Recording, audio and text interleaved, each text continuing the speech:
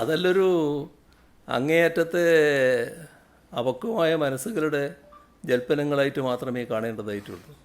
ഒരു ഈ ദിവ്യ അയ്യർ എന്ന് പറയുന്ന IAS ഉദ്യോഗസ്ഥ സർക്കാർ ലെവലിൽ പ്രവർത്തിക്കുന്ന ഒരു ഉദ്യോഗസ്ഥ. അവർ സാധാരണഗതിയിൽ അവർക്ക് തോന്നിയൊരു കാര്യം പരസ്യമായി പ്രതികരിക്കുന്നു. പക്ഷേ ഇവരൊക്കെ കാണുന്നത് എന്താണെന്ന് പറഞ്ഞാൽ അവിടെയാണ് ഈ പുരുഷ മേധാവിത്വത്തിൻ്റെ അങ്ങേയറ്റത്തെ വശം വരുന്നത്. അവരുടെ ഭർത്താവിൻ്റെ രാഷ്ട്രീയം മാത്രമാണ് അവർ കാണുന്നത്. ആ രാഷ്ട്രീയത്തിൽ നിന്ന് വ്യത്യസ്തമായ ഒരു നിലപാടും സ്വീകരിക്കാൻ പാടില്ലല്ലോ എന്നാണ് ഈ പുരുഷ മേധാവിത്വത്തിൻ്റെ ഭാഗമായിട്ടൊരു ചിന്ത വരുന്നത്.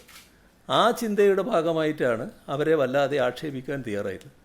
അവർക്ക് തോന്നിയൊരു കാര്യം നിഷ്കളങ്കമായി അവർ പറയുന്നു എന്ന് ഒരു നിലയെടുക്കുക എന്നല്ലാതെ അതിൻ്റെ മേലെ വല്ലാതെ ഓടിക്കയറേണ്ട കാര്യമില്ലല്ലോ.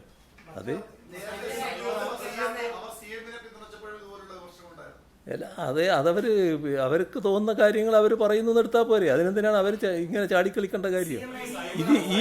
ഈ വശമാണ് കാണുന്നത്. ഈ ഭർത്താവിൻ്റെ രാഷ്ട്രീയത്തിന് വിരുദ്ധമായ നില അവരെടുക്കുന്നു. ഭർത്താവിൻ്റെ രാഷ്ട്രീയത്തിന് വിരുദ്ധമായ നിലയല്ല, അവരുദ്യോഗസ്ഥയാണ്. ആ ഉദ്യോഗസ്ഥ എന്ന നിലക്ക് ഗവൺമെൻറ്റുമായി ബന്ധപ്പെട്ട കാര്യങ്ങളിൽ അവർക്കുള്ള അഭിപ്രായം അവർ പറയുന്നു എന്ന് കണ്ടാൽ മതി.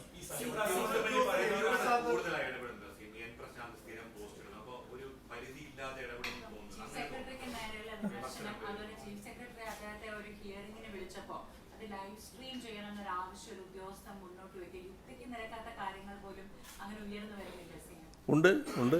അതിൻ്റെ ഭാഗങ്ങൾ പിന്നെ അന്വേഷണത്തിലാണല്ലോ. ആ അന്വേഷണം നടക്കട്ടെ. അതും ഇതും രണ്ടാണ്. അത് കൃത്യമായി ചട്ടലംഘനത്തിൻ്റെ ഭാഗമായിട്ടുള്ള നടപടികളാണ്. അതിൻ്റെ ഭാഗമായി അന്വേഷണം നേടുന്നൊരു ഉദ്യോഗസ്ഥനാണ്. ഇതുമായി ബന്ധപ്പെട്ട പ്രശ്നമല്ല. അങ്ങനെ എന്തെങ്കിലും ഒരു വീഴ്ച ഇവരുടെ ഭാഗത്തുണ്ടായി എന്ന് പറയാൻ പറ്റില്ല.